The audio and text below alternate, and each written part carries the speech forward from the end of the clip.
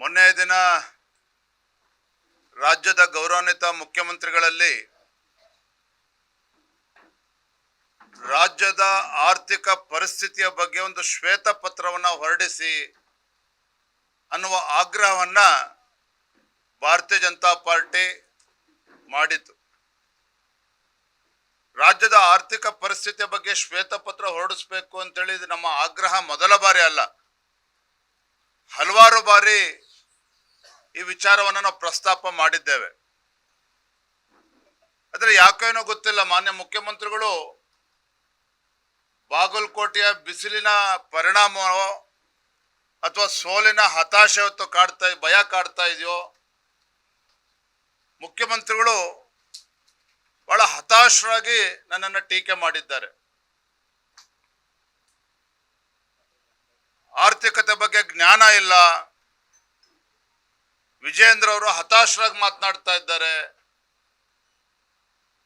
ಮಾನ್ಯ ಮುಖ್ಯಮಂತ್ರಿಗಳೇ,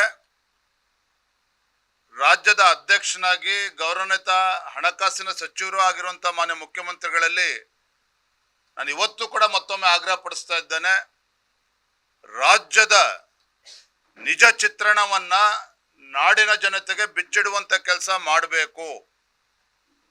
ರಾಜ್ಯದ ಹಣಕಾಸಿನ ಪರಿಸ್ಥಿತಿಯ ಬಗ್ಗೆ ಸತ್ಯ ಸಂಗತಿಗಳನ್ನ ಮರೆಮಾಚದೇನೆ ಜನರಿಗೆ ತಿಳಿಸುವಂತ ಒಂದು ಪುಣ್ಯದ ಕೆಲಸ ತಾವು ಮಾಡಬೇಕು ಅಂತೇಳಿ ನಾನು ಮತ್ತೊಮ್ಮೆ ಆಗ್ರಹ ಪಡಿಸ್ತಾ ಇದ್ದೇನೆ.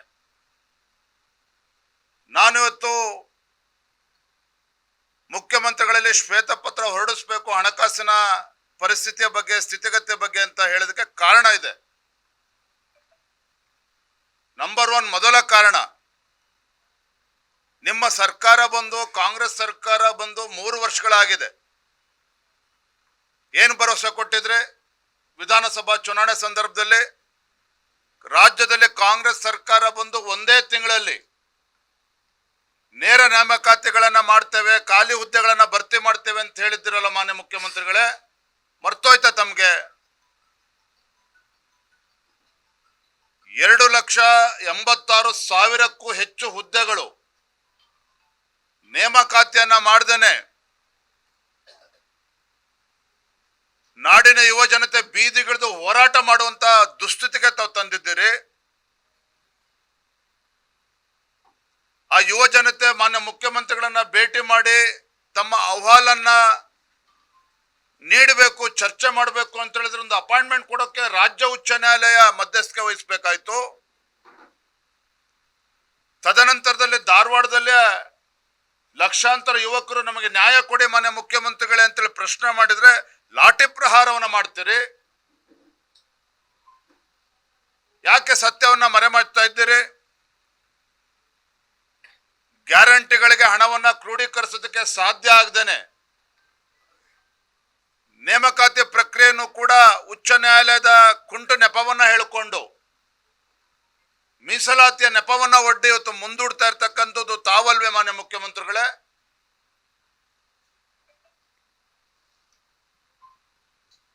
ರಾಜ್ಯದ ಆರ್ಥಿಕ ಪರಿಸ್ಥಿತಿ ಎಂತ ದುಸ್ಥಿತಿಗೆ ಬಂದಿದೆ ಅಂತ ಹೇಳಿದ್ರೆ, ಮಂಡ್ಯ ಜಿಲ್ಲೆನಲ್ಲಿ ಸ್ವಾತಂತ್ರ್ಯ ಹೋರಾಟಗಾರರ ಕುಟುಂಬಗಳಿಗೆ ಪಿಂಚಣಿ ಕೊಡುವುದನ್ನು ಕೂಡ 10 ತಿಂಗಳಿಂದ ಸತಾಯಿಸ್ತಾ ಇದ್ದಾರೆ. ಇವತ್ತಿಗೂ ಕೂಡ ಕೊಡೋದಕ್ಕೆ ಸಾಧ್ಯ ಆಗಿಲ್ಲ. ಇದು ರಾಜ್ಯದ ಆರ್ಥಿಕ ಪರಿಸ್ಥಿತಿ ಬಗ್ಗೆ ಕೈಗನ್ನಡಿ ಅಲ್ವಾ? ಹಾಗಾದ್ರೆ ಅತಿಥಿ ಉಪನ್ಯಾಸಕರು ನಮ್ಮ ಶಿವಮೊಗ್ಗದ ಕುವೆಂಪು ವಿಶ್ವವಿದ್ಯಾನಿಲಯವೂ ಒಳಗೊಂಡಂತೆ ರಾಜ್ಯದಲ್ಲಿರುವಂತಹ ಬೇರೆ ಬೇರೆ ವಿಶ್ವವಿದ್ಯಾನಿಲಯದಲ್ಲಿ ಬೇರೆ ಬೇರೆ ಅತಿಥಿ ಉಪನ್ಯಾಸಕರಿಗೆ 2 ತಿಂಗಳಿಂದ ಸಂಬಳ ಕೊಡೋದಕ್ಕೆ ಸಾಧ್ಯ ಆಗ್ತಾ ಇಲ್ಲ. ಇದು ರಾಜ್ಯದ ಆರ್ಥಿಕ ಪರಿಸ್ಥಿತಿಯನ್ನು ಎತ್ತೋರಿಸೋದಿಲ್ವ ಹಾಗಾದ್ರೆ ಮಾನ್ಯ ಮುಖ್ಯಮಂತ್ರಿಗಳೇ?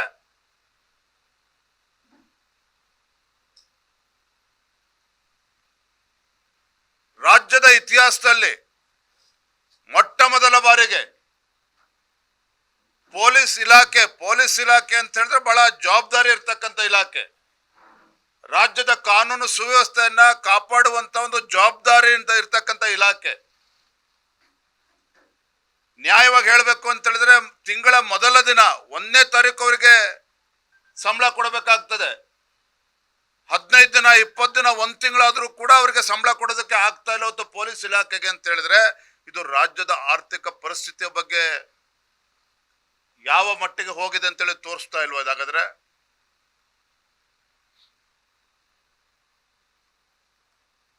ಕೇವಲ ಕೇಂದ್ರ ಸರ್ಕಾರದ ಮೇಲೆ ಆರೋಪಗಳನ್ನು ಮಾಡಿಕೊಂಡು ಇವತ್ತು ಕಾಲಹರಣ ಮಾಡ್ತಾ ಇದ್ದೀರಿ.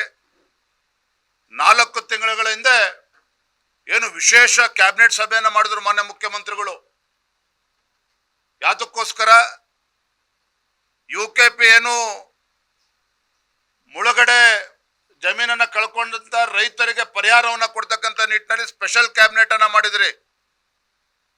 ನೀರಾವರಿ ಜಮೀನ್ ಇರ್ತಕ್ಕಂಥ ರೈತರಿಗೆ ಎಕರೆಗೆ 40 ಲಕ್ಷ ರೂಪಾಯಿ ಪರಿಹಾರ, ಒಣಭೂಮಿ ಇರ್ತಕ್ಕಂಥವ್ರಿಗೆ 30 ಲಕ್ಷ ಪರಿಹಾರ.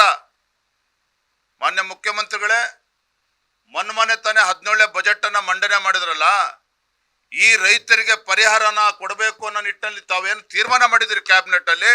ಎಷ್ಟು ಸಾವಿರ ಕೋಟಿಯನ್ನ ಇಟ್ಟಿದ್ದೀರಿ ನೀವು? ಹಾಗಾದ್ರೆ ಎಷ್ಟು ಸಾವಿರ ಕೋಟಿಯನ್ನ ಇಟ್ಟಿದ್ದೀರಿ? ಇವರ ಯೋಗ್ಯತೆಗೆ ತುಂಗಭದ್ರಾ ಅಣೆಕಟ್ಟು ಗೇಟ್ ಕುಸಿದೋಯ್ತು.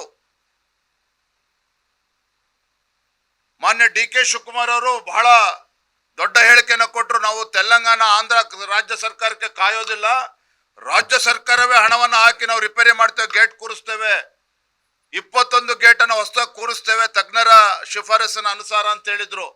ಎಂತ ದುರಂತ ಅಂತ ಹೇಳಿದ್ರೆ, ಆಂಧ್ರ ರಾಜ್ಯ ಆ ಗೇಟ್ ರಿಪೇರಿಗೂ ಕೂಡ ಹಣವನ್ನು ಕೊಡ್ತು.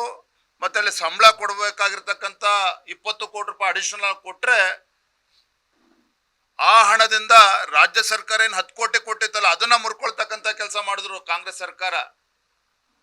ಇದು ವಾಸ್ತವಿಕ ಸತ್ಯ. ಇದು ರಾಜ್ಯದ ಆರ್ಥಿಕ ಪರಿಸ್ಥಿತಿ ಬಗ್ಗೆ ಏನು ಅಂತ ಹೇಳ್ತಾ ಇದೆ. ಇದನ್ನ ಅರ್ಥ ಮಾಡ್ಕೊಳ್ಳೋಕೆ ಮಾನ್ಯ ಮುಖ್ಯಮಂತ್ರಿಗಳೇ ಆರ್ಥಿಕ ತಜ್ಞರಾಗಬೇಕು ಅಂತೇನಿಲ್ಲ.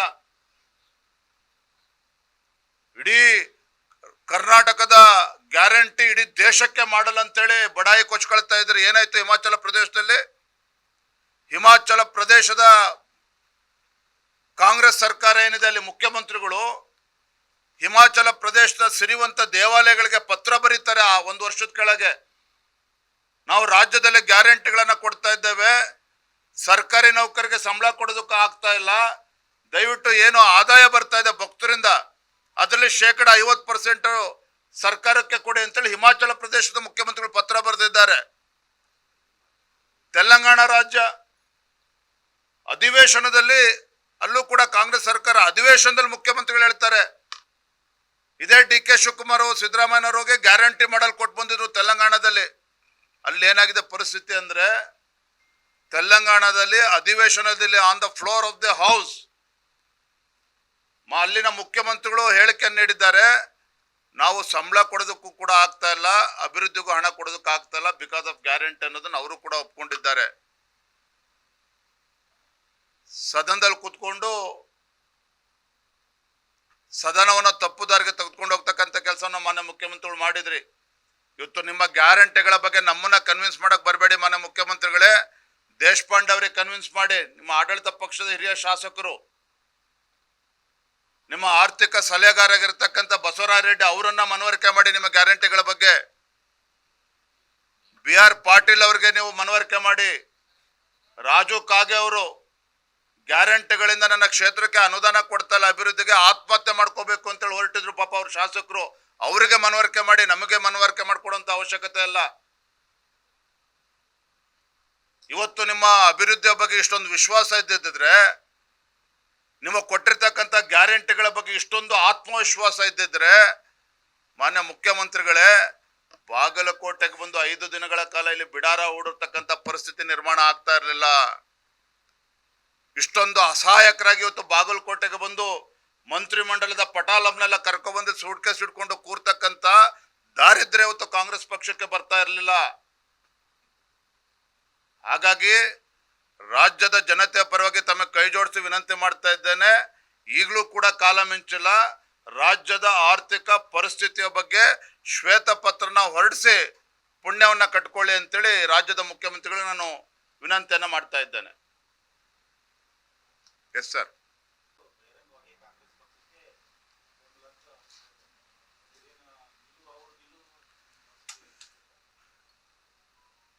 ಯಾವ್ಯಾವ ಸ್ವಾಮೀಜಿಗಳು ಜಗದ್ಗುರುಗಳು ಏನು ಹೇಳಿಕೆ ಕೊಟ್ಟಿದ್ದಾರೆ ಅದಕ್ಕೆ ನಾವು ಪ್ರತಿಕ್ರಿಯೆಯನ್ನು ಕೊಡೋದಕ್ಕೆ ಹೋಗೋದಿಲ್ಲ.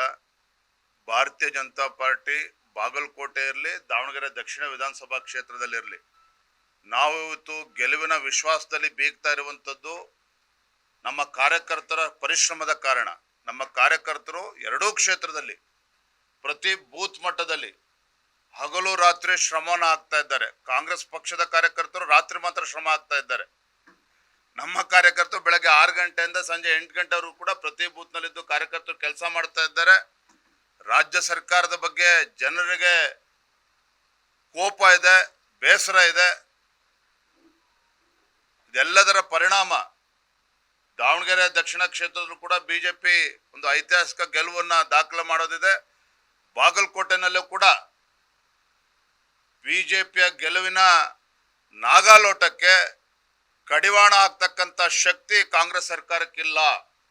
ಇದನ್ನು ಸ್ಪಷ್ಟವಾಗಿ ಹೇಳ್ತಾ ಇದ್ದೇನೆ. ಥ್ಯಾಂಕ್ ಯು ಸರ್, ಧನ್ಯವಾದ.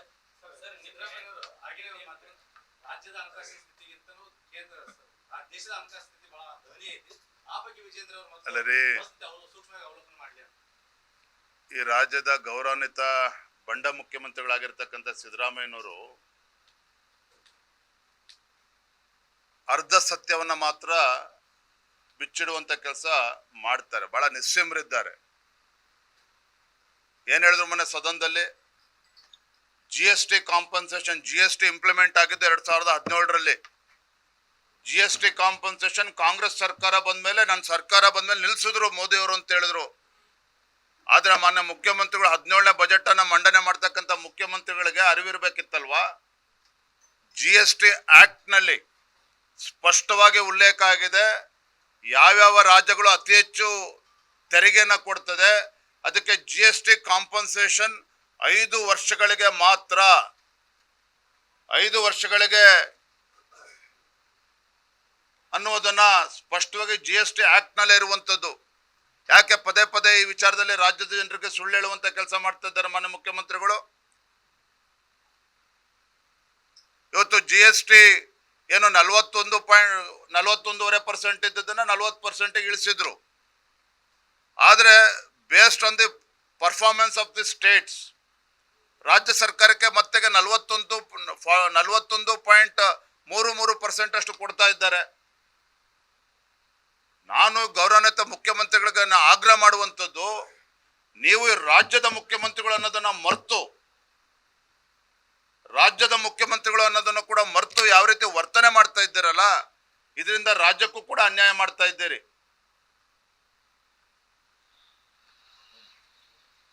Thank you.